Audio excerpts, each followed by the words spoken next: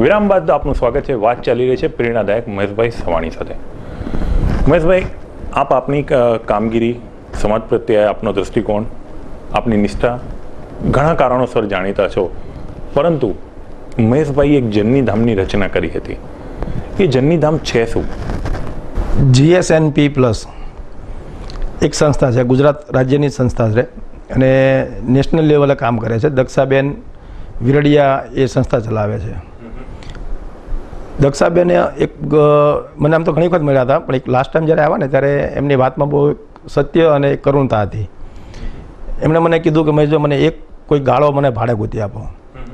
એ કે અમે જે સોસાયટીમાં રહેવા જઈએ છીએ અમે 40 દીકરીઓ એમની પાસે છે અને એ એવી દીકરીઓ છે કે જેમને HIV હોવાથી એ દીકરીના મમ્મી પપ્પાને HIV હતું અને એ આ દીકરીઓના વારસાઈમાં આવ્યું છે અને 1 વર્ષથી માંડીને એ 10 થી 12 વર્ષ સુધીની દીકરીઓ છે અને એના સંબંધીઓ પણ રાખતા નથી, અનાથ આશ્રમ પણ રાખતો નથી અને એના માટે ગવર્મેન્ટે GSNP પ્લસ કરીને એક સંસ્થા ચાલુ કરી।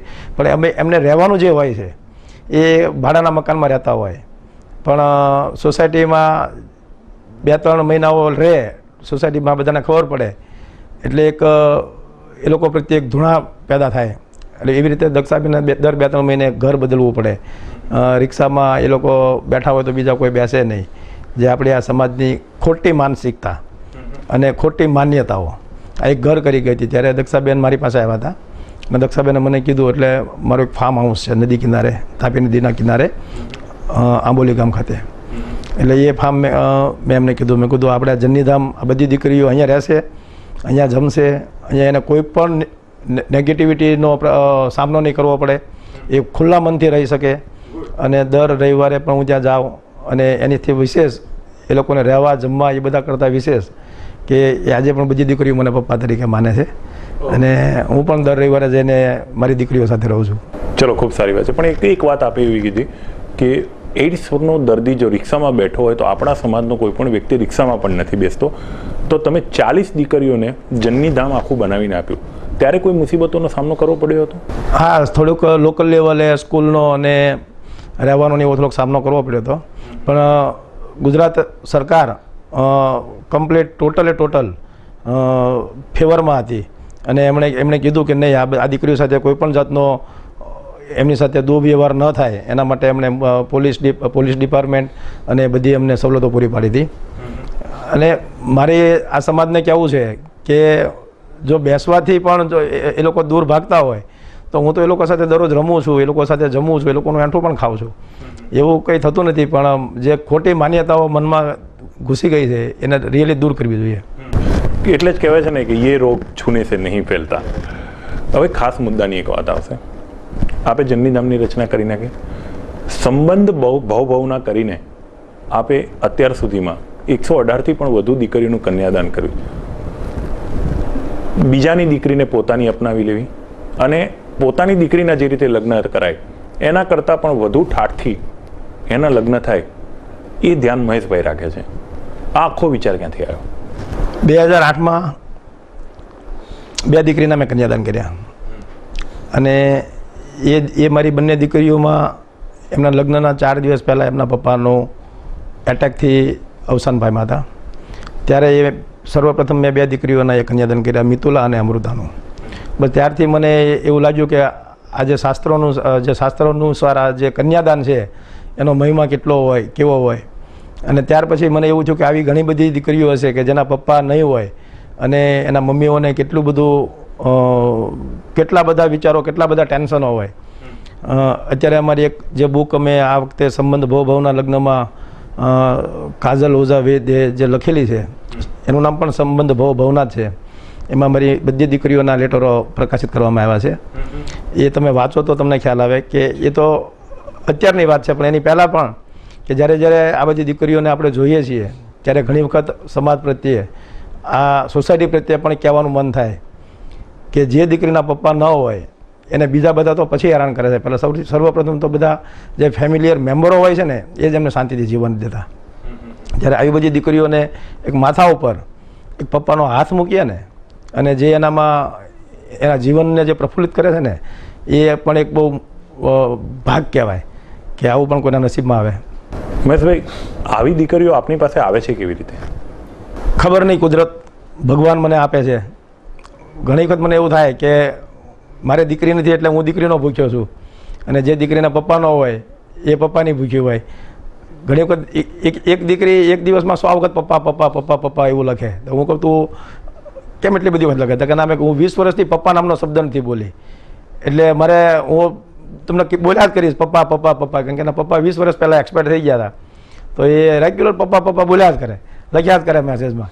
તો જ્યારે આપણને એમ થાય કે નહીં હવે, અને આ બધી દીકરીઓને મેં ખાલી આપણે મારી દીકરીઓની જેમ લગ્ન કરાવ્યા એવું નથી, એ બધી મારી દીકરીઓ જ છે. એટલે હું મારી દીકરીઓના લગ્ન ધામધૂમથી જ કરીશ. અને મારી દીકરી હોય, એના પપ્પા જીવિત હોય અને એના મમ્મી હોય, એટલે મારા બેને જે કંઈ પણ સપના જોયા હોય, મારી દીકરીઓએ જે કંઈ પણ સપના જોયા હોય કે મારા પપ્પા હોય તો મારા આવા લગ્ન થાય, મારા પપ્પા હોય તો મને આ થાય, એ તમામ સપનાઓ હું પૂરા કરીશ. મહેશભાઈ, બે વ્યક્તિ જ્યારે મળે તો એની પાછળના કોઈ ચોક્કસ કારણ, પરિબળો અથવા સંજોગો કારણભૂત હોય છે. આપ 118 દીકરીઓનું કન્યાદાન કરી ચૂક્યા છો. દરેકને કોઈક પ્રસંગે મળ્યા છો. પ્રથમ મુલાકાત તો કોકની સાથે થઈ જ છે. આ 118 દીકરીઓમાં કઈ દીકરીની એક મુલાકાત એવી છે કે આજે પણ એ મુલાકાત મહેશભાઈના મનમાં છે? નહીં, મારી તો કોઈ ઇન્ડિવિજ્યુઅલ એક દીકરી નહીં, પણ મારી તમામ દીકરીઓ જે કોઈ પણ દીકરીઓ છે એમને હું પૂરેપૂરો મારો પ્રેમ આપું છું. અને દીકરીને કોઈ પણ દિવસ, મને તો હું એક જ વસ્તુ માનું છું કે મારી દીકરી આંખ બંધ કરે અને આંખ બંધ કરીને એમ વિચારે કે મારા પપ્પા, ત્યારે એના પપ્પામાં એના જે આ દુનિયા છોડી ગયેલા પપ્પા નહીં, ભાઈ એની જગ્યાએ એમને મારો ચહેરો દેખાય, ત્યારે હું એવું સમજીશ કે હું હવે રિયલ પપ્પા બની ચૂક્યો છું. ઓકે મહેશભાઈ, એક મહત્ત્વની વાત પૂછ્યું એ પહેલાં મને ક્યાંકથી એવું જાણવા મળ્યું છે, એટલે હું તમને કહી રહ્યો છું. આપ 118 દીકરીઓનું કન્યાદાન કરી ચૂક્યા છો, એટલે આપની પાસે અત્યારે 118 વેવાઈ છે. એ તમામ વેવાઈને જો કોઈ સંદેશ આપવો હોય તો મહેશભાઈ શું આપશે? દરેક વેવાઈને સર્વપ્રથમ તો એક એવો સંદેશો આપીશ કે આ મારી દીકરીઓને એ લોકો પણ દીકરીઓ માને, એ લોકો વહુ ન માને.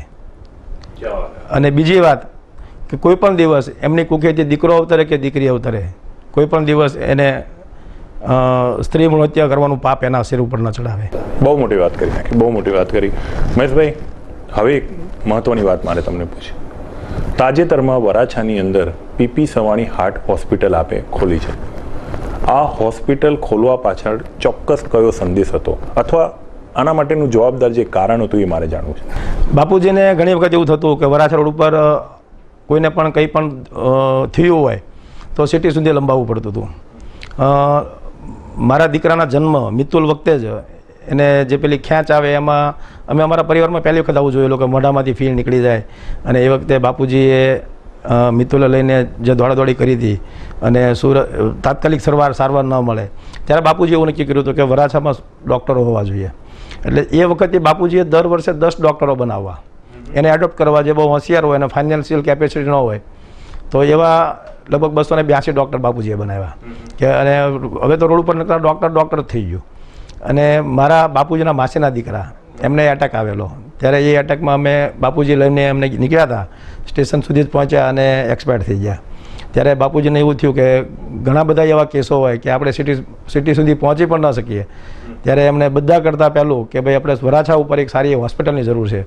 એટલે એમણે પીપી સવાણી હોસ્પિટલની બનાવવાનું નક્કી કર્યું, જે પહેલાં અમારી ડાયમંડની ફેક્ટરી હતી અને એ અમે વેચી દેવા માગતા હતા. પણ બાપુજી કહે ને, જે જગ્યાએથી આપણે રૂપિયો કમાણા છીએ એ જગ્યાને વેચવાની નહીં, એમાં કોઈ પણ સારું કાર્ય જ કરવું, એટલે એ અમે હોસ્પિટલને દાનમાં આપી દીધી. ખૂબ સરસ વાત કરી. વાત નીકળી છે હોસ્પિટલોની અને તબીબોની, તો અહીંયા એક પ્રશ્ન પૂછવાનું મન થયું છે અને ચોક્કસ એનો જવાબ આપ આપી શકશો. આજનો ડૉક્ટર નથી રહ્યો, હવે વેપારી થઈ ગયો. સામાન્ય માણસ એક બીમારી અર્થે જાય ને તો એને ઘર, મકાન, જે બી એની મિલકત છે બધું વેચીને સારવાર કરાવવી પડે. ડૉક્ટરો હવે વેપારી કેમ થઈ ગયા છે? સર્વપ્રથમ તો મેડિકલ લાઇન બહુ મોંઘી થઈ ગઈ છે. એટલે અત્યારે કોઈ પણ ડૉક્ટર હોય તો 90% માર્કવાળો ડૉક્ટર છે એનું દવાખાનું નહીં ચાલે. 60% વાળો જે ડૉક્ટર હોય એનું મોટું બિલ્ડિંગ હશે તો એનું દવાખાનું પહેલું ચાલશે. એક તો મેન્ટાલિટી લોકોની રોંગ થઈ ગઈ છે. તમે જેટલું સસ્તું કરો એવું લોકોને એનો અલગ વિચાર લોકો કરે.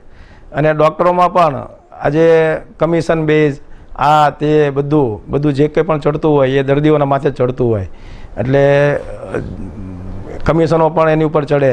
ત્યારે એ ડૉક્ટરી જે તમને હું બાયપાસનો જ દાખલો આપું કે જે બાયપાસ કરાવવાનો બોમ્બેમાં 5 લાખ 4-5 લાખ રૂપિયાનો ખર્ચો થતો હોય એ આપણે પીપી સવાણી લાખ રૂપિયામાં કરે. કારણ કે આપણે કોઈ પણ ડૉક્ટરોને કમિશન બેઝ કે એવું કંઈ રાખતા નથી. જે કંઈ પણ ફાયદો થાય એ ડાયરેક્ટ દર્દીને મળે એવું આપણો ઇન્ટેન્શન હોય છે. હા, ટ્રસ્ટ છે અને CM ફંડ પણ મળે છે 35%. એની સામે કદાચ 40-50% જે દાતાઓ છે એના બોન્ડ મળે છે.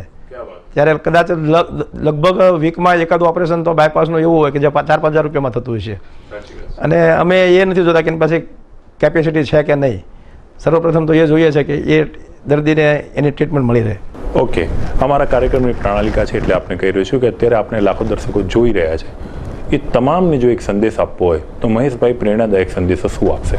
તમામ દર્શકોને મારે એ કહેવું છે કે આપણી પાસે જે કંઈ પણ હોય એવું નથી કે તમે 1 લાખ રૂપિયા દાન આપો કે 1 કરોડ રૂપિયા દાન આપો. તમે 1000 રૂપિયા પણ ગરીબ માણસને અથવા વિધવા બહેનને અથવા તો એ દીકરીને અથવા તો એ દીકરાને એના ભણતર માટે, એના એજ્યુકેશન માટે અથવા એના મેડિકલ માટે તમે કંઈ પણ આપો તો એ તમારું 1 કરોડના દાન બરાબર ગણાય છે. એટલે તમારી પાસે હોય તો આપો. ભલાઈ કરવામાં હંમેશા ભલું જ થાય છે. ક્યાં વાત હે, ક્યાં વાત હે. ખૂબ ખૂબ ધન્યવાદ. તો આ હતા મહેશભાઈ સવાણી, જેને સુરતમાં દાતાર પુરુષ તરીકે કહે છે. મહેશભાઈ એક સુંદર વાત કરી. દાનની રકમ કેટલી છે તેનું મહત્વ નથી, પણ તમે શેના માટે આપો છો અને કઈ દાનતથી આપો છો તે મહત્વનું છે. મહેશભાઈએ દાન આપ્યું તો સમાજે એમને સન્માન આપ્યું.